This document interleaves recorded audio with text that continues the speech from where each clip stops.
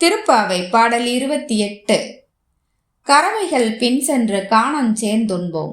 அறிவொன்றுமில்லாத ஆய்குலத்து உன் தன்னை பிறவி பெருந்தனை புண்ணியம் யாமுடையோம். குறை ஒன்றுமில்லாத கோவிந்தா உன் தன்னோடு உறவேல் நமக்கிங்கு ஒழிக்க ஒழியாது. அறியாத பிள்ளைகளோம் அன்பினால் உன் தன்னை சிறுபேரழைத்தனவும் சீறி அருளாதே. இறைவாணி தாராய் பறையேலோர் எம்பாவாய்.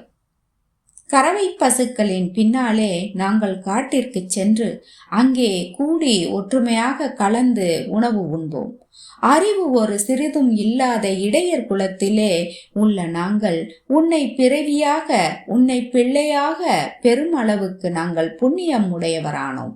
குறை ஒன்றும் இல்லாத கோவிந்தா உன்னோடு எங்களுக்கு உள்ள உறவு ஒழிக்க முடியாதது. அறிவில்லா பிள்ளைகள் நாங்கள். அன்பினாலே உன் பெருமையை மறந்து உன்னை சிறுபெயர்கள் இட்டு நாங்கள் அழைத்தவற்றையெல்லாம் உன்னை உரிமையோடு செல்ல பெயர் சொல்லி அழைத்ததையெல்லாம் குறித்து நீ கோபித்து கொள்ளாமல் இறைவா நீ நாங்கள் விரும்புவதை வழங்குவாயாக என்று யதுகுல மங்கையர்கள் கண்ணனிடம் வேண்டி நிற்பதாக கோதை நாச்சியார் கூறுகிறார். இப்பாடலில் தமிழால் இணைந்திருப்போம். நன்றி.